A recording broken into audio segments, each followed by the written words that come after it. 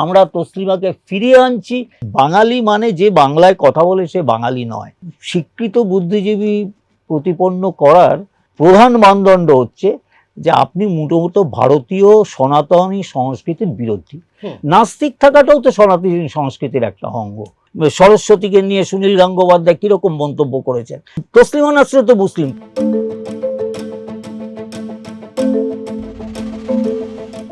তসলিমা নাসরিন কলকাতায় আসছেন, 19 বছর পরে আসছেন। উনি এক বাঙালি। উনি ওপার বাংলায় থাকতে পারেননি 1994 সালে। বিভিন্ন মুসলিম ধর্মান্ধ গোষ্ঠীর বিভিন্ন হুমকির প্রেক্ষিতে বাংলাদেশ সরকার, তৎকালীন সরকার তার নিরাপত্তার কোনো দায়িত্ব নিতে চাননি। তিনি বাংলাদেশ ছাড়তে বাধ্য হন। তারপর 10 বছর ইউরোপে, আমেরিকায় বিভিন্ন জায়গায় থেকেছেন। তার সুইডিশ পাসপোর্ট আছে, কিন্তু তিনি বাঙালি এবং তিনি বাঙালির মধ্যে বাঙালির সংস্পর্শেই থাকতে চান। কলকাতায় থাকতে চেয়েছিলেন, বাঙালির সঙ্গে থাকতে চেয়েছিলেন, এবং কোনো কারণ ছাড়াই তাকে বাংলায় থাকতে দেওয়া হয়নি।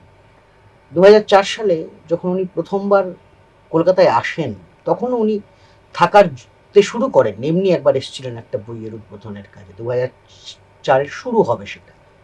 তখনই এখানকার কিছু মুসলিম ধর্মান্ধ সংগঠন বলেছিল যে তসলিমা এসছেন, উনি যেন এক্ষুনি চলে যান। শেষ পর্যন্ত তিনি এলেন, 2004 থেকে থাকলেন।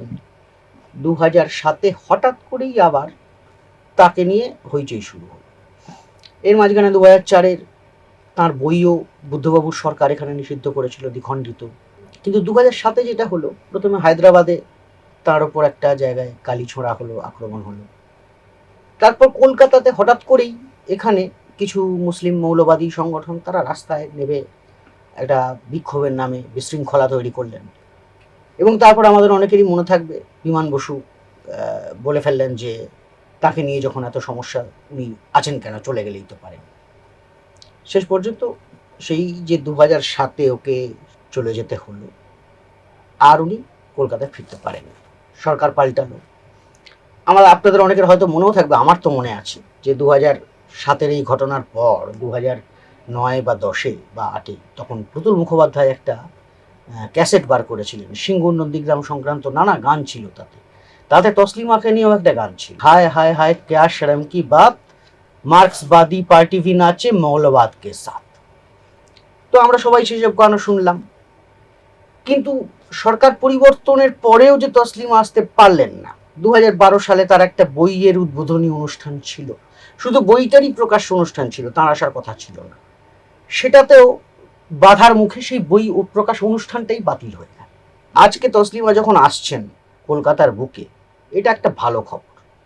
কেউ গায়ের জোরে একজন লেখিকাকে বা লেখককে তার মত প্রকাশ করতে দেবে না ধর্মানুভূতির নামে, এটা সভ্য সমাজে মেনে নেওয়া যায় না। প্রতুল মুখোপাধ্যায়রা মমতার 15 বছরে একবারও তসলিমাকে ফেরানোর দাবি কেন প্রকাশ্যে করেননি, এই প্রশ্ন থাকবেই।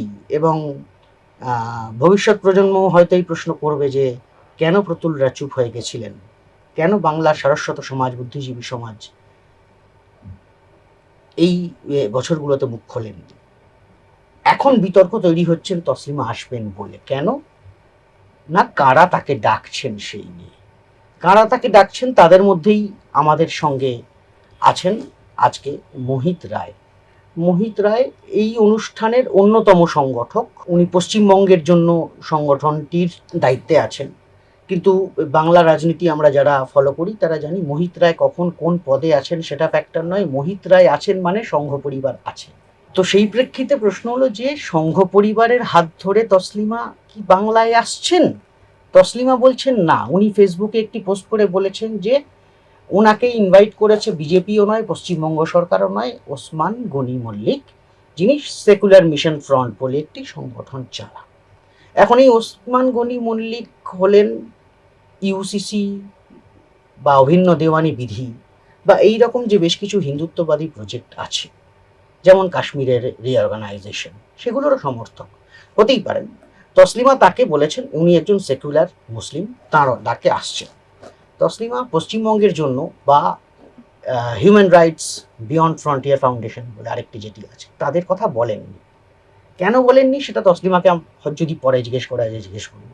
আপাতত আমরা চলে আসছি মোহিত রায়ের কাছে। মোহিতদা, এই প্রেক্ষিতটাতে তসলিমার কলকাতায় আসা এবং তাকে কেন্দ্র করে যে বিতর্ক, এটা থেকে আপনার কাছে কি ছবি আসছে? বিষয়টা হচ্ছে যে আমরা 2005 সালে কলকাতায় একটি আন্তর্জাতিক কনফারেন্স করেছিলাম বাংলাদেশের হিন্দু, বৌদ্ধ, খ্রিস্টান, তাদের যে নিপীড়িত তাদের বিষয়ে, এবং সেটা আন্তর্জাতিক দুদিনের ছিল। এবং আন্তর্জাতিক বলতে সত্যি আন্তর্জাতিক, বাংলাদেশ থেকে লোকজন এসেছিলেন, চাকমা নেতারা এসেছিলেন, বিদেশ থেকে এসেছিলেন। একটি অত বড় কনফারেন্স এখনো আর হয়নি। তসলিমা নাসরিন সেখানে ছিলেন, কবিতা পড়েছিলেন।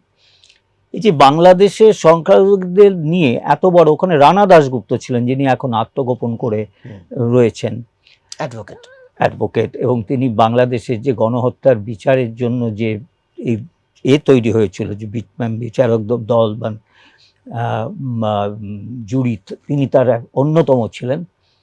এত বড় একটা কনফারেন্সের সম্পর্কে একটি কথাও কোনো পত্রিকায় বেরোয়নি। তার কারণ বাংলাদেশের হিন্দুদের ওপর অত্যাচার, হিন্দু বৌদ্ধদের ওপর নিরন্তর অত্যাচার, এটা একটা ঘটনা নয়। এবং এটা এই নয় যে সে কবে 1950 সালে কবে কি হয়েছিল তার ব্যাপার নয়।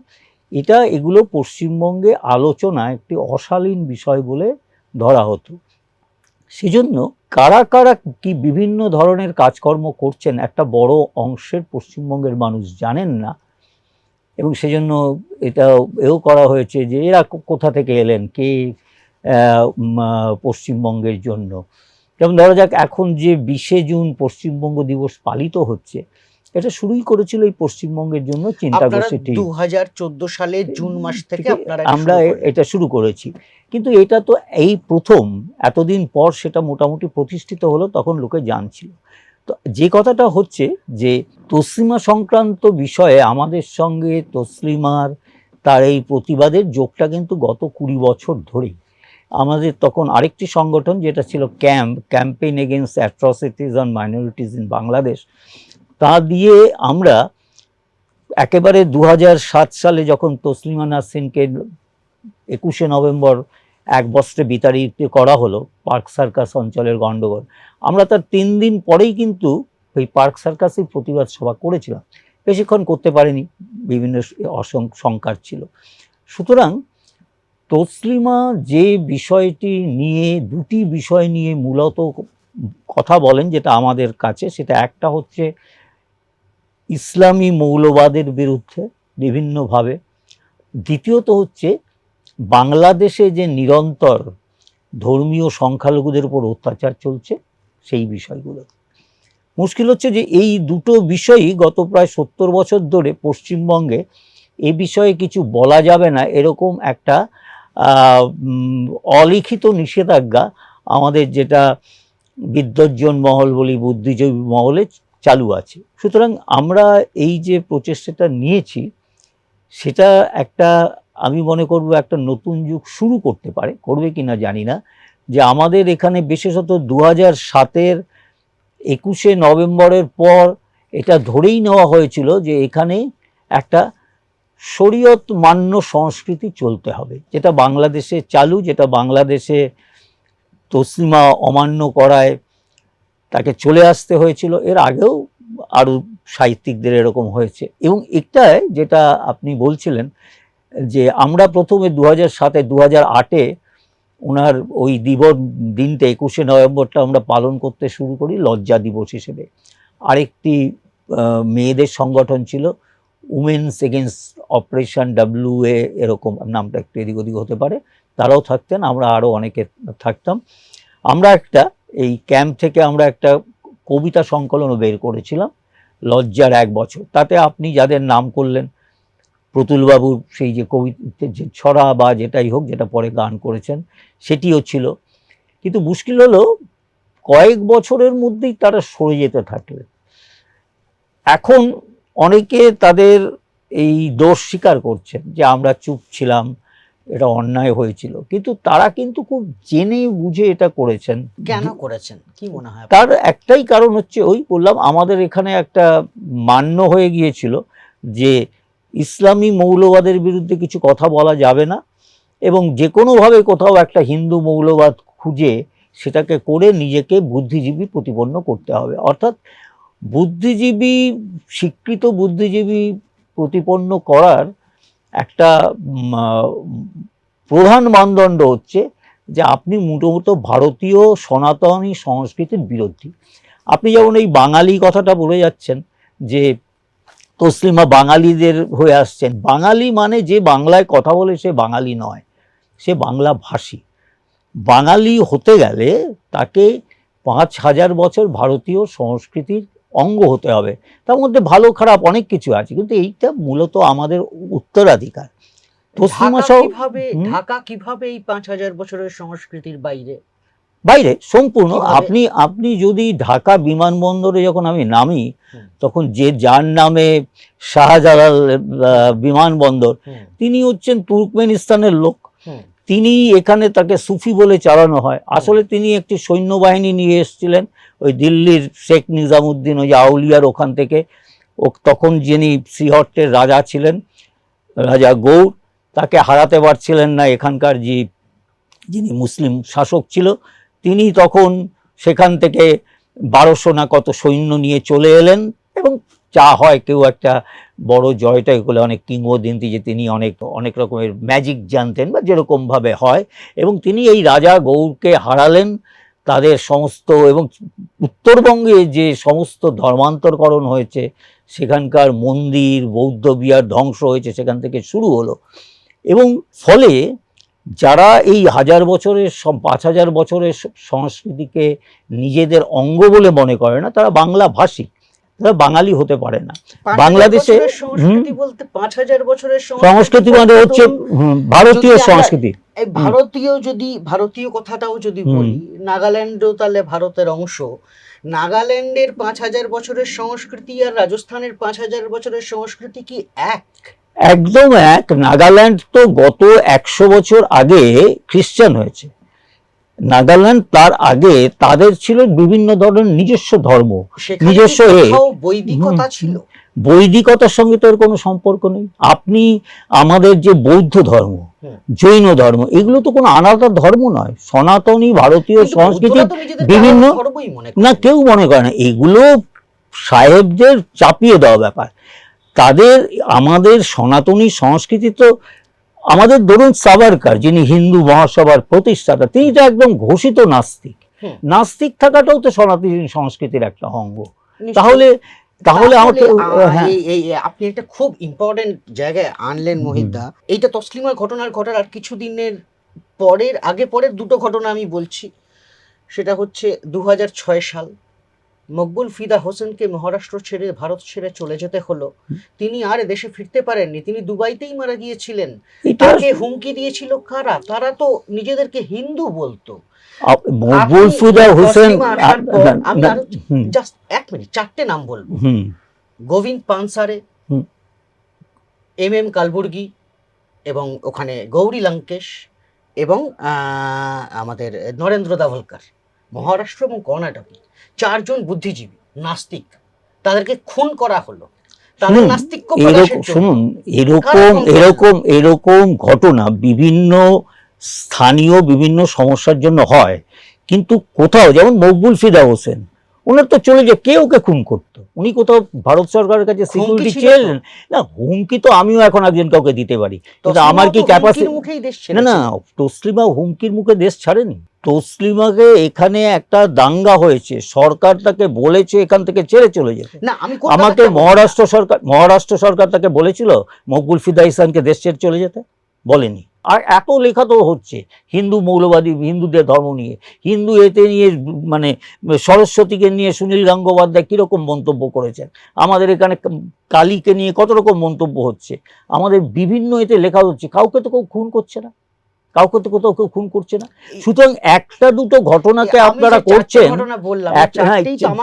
হ্যাঁ ৪টি আমার দেশের ঘটনা, কিন্তু এর বাইরে কিন্তু 4000 সেটাও কি অসহিষ্ণুতা নয়? না, অসহিষ্ণুতা তো কিছু কিছু থাকেই, কিন্তু তার সঙ্গে ইসলামী মৌলবাদের যে সারা বিশ্বজুড়ে বিভৎসতা, এই মুহূর্তে নাইজেরিয়ায় কি হচ্ছে, এই মুহূর্তে সমগ্র ইউরোপে কি হচ্ছে, ইউরোপ তো একটা শরীয়তি রাজ্য হয়ে গেছে, তার সঙ্গে যখন আপনি এই কয়েকটা ঘটনাকে আনেন, তখন ঘুরিয়ে ইসলামী মৌলবাদকেই সমর্থন করা হয়। এবং ইসলামী মৌলবাদের সমর্থনকারীরা এই কাজটা খুব করে জানে।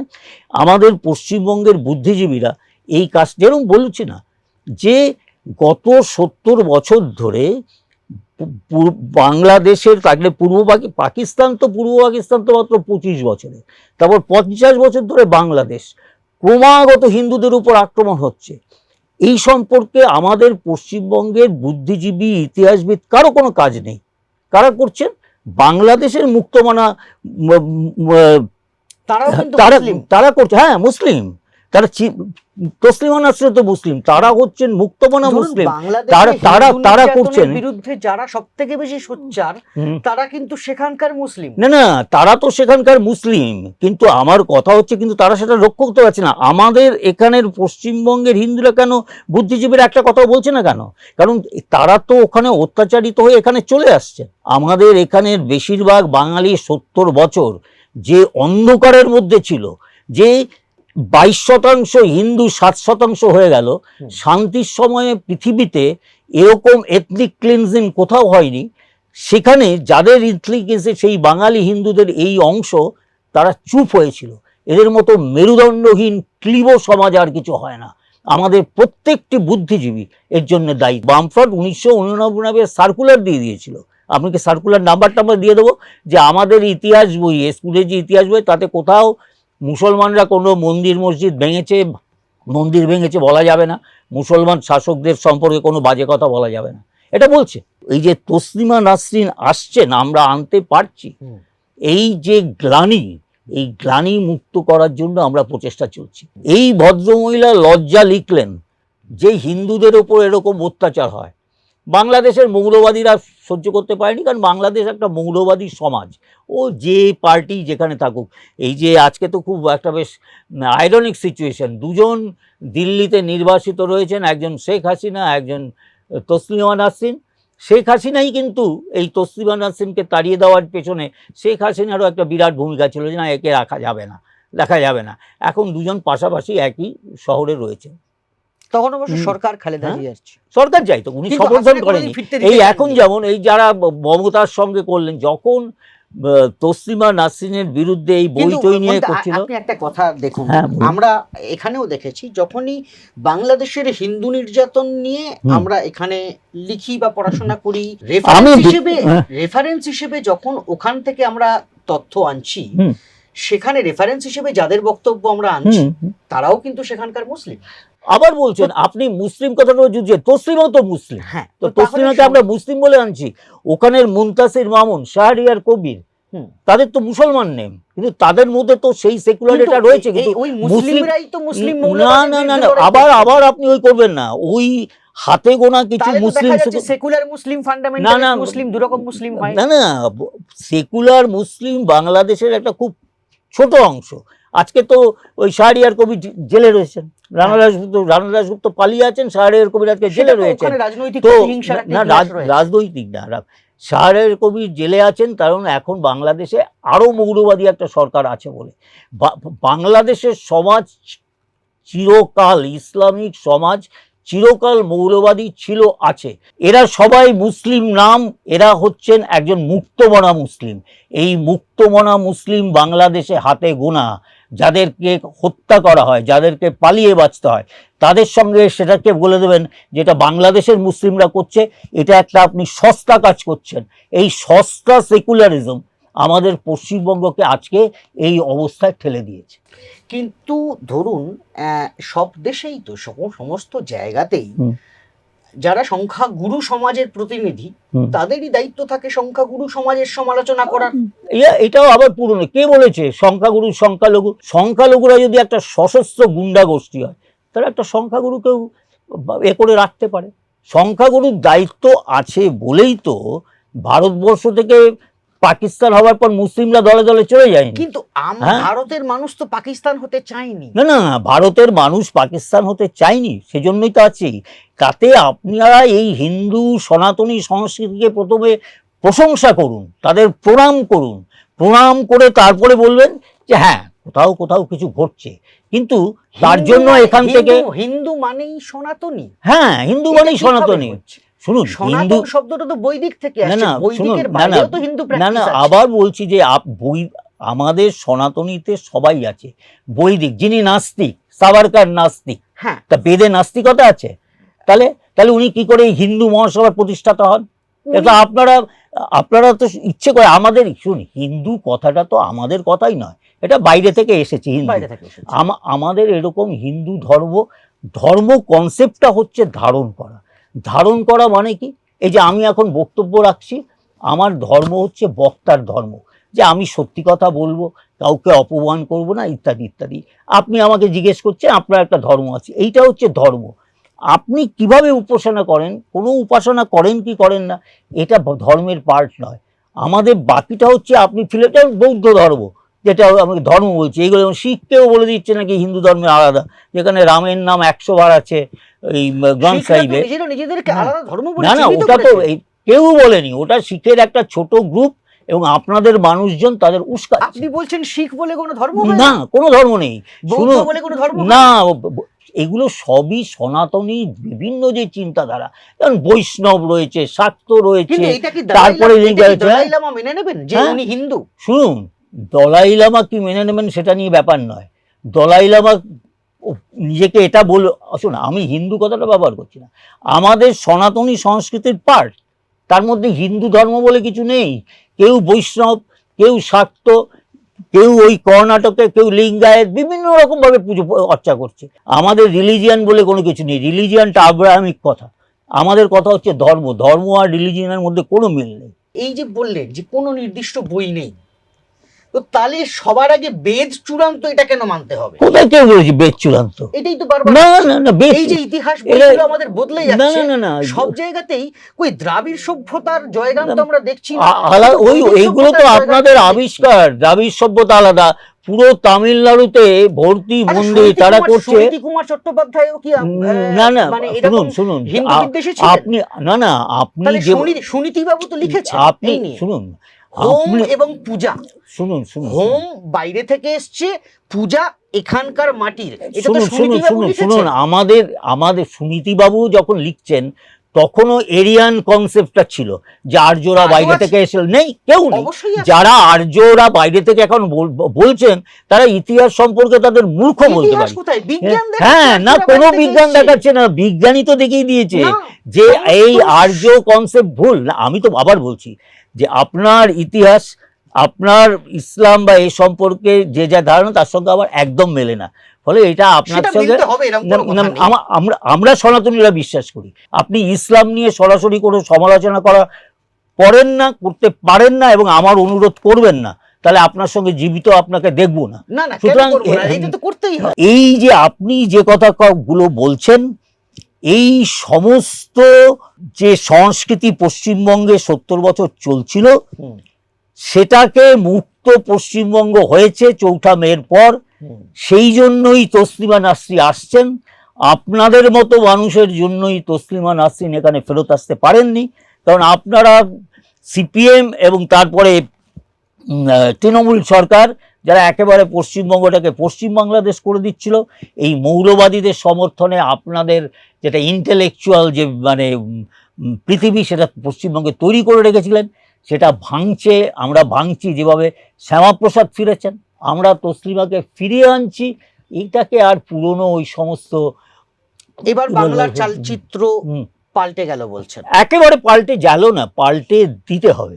অনেক ধন্যবাদ মহিতা, আপনি অনেকটা সময় নিলেন। আমরা মোটামুটি একটা আলোচনার গতি প্রকৃতি থেকে আপনারা মোটামুটি হয়তো একটা আন্দাজ পেলেন যে আগামী দিনে আমরা হয়তো খানিকটা সাংস্কৃতিক সংঘাতের দিকে এগিয়ে চলেছি। সেই সংঘাত কোন দিকে কি পথে যাবে আমরা জানি না। তসলিমা এখানে ফিরতে পারেননি, সেটা অন্যায় হয়েছে, সেটা আমাদের লজ্জা। গত 19 বছরের না ফেরাটা আমাদের বাঙালির লজ্জা, কলকাতার লজ্জা। উনি ফিরতে পারছেন, এটাই সব থেকে বড় খবর, এটা গুরুত্বপূর্ণ খবর। উনি কেন হিন্দুত্ববাদীদের হাত ধরে ফিরছেন সে প্রশ্ন যারা করছেন তাদের কাছে আমার প্রশ্ন যে আপনারা কেন তসলিমাকে ডাকেননি সেটা আপনারা ভেবে দেখুন।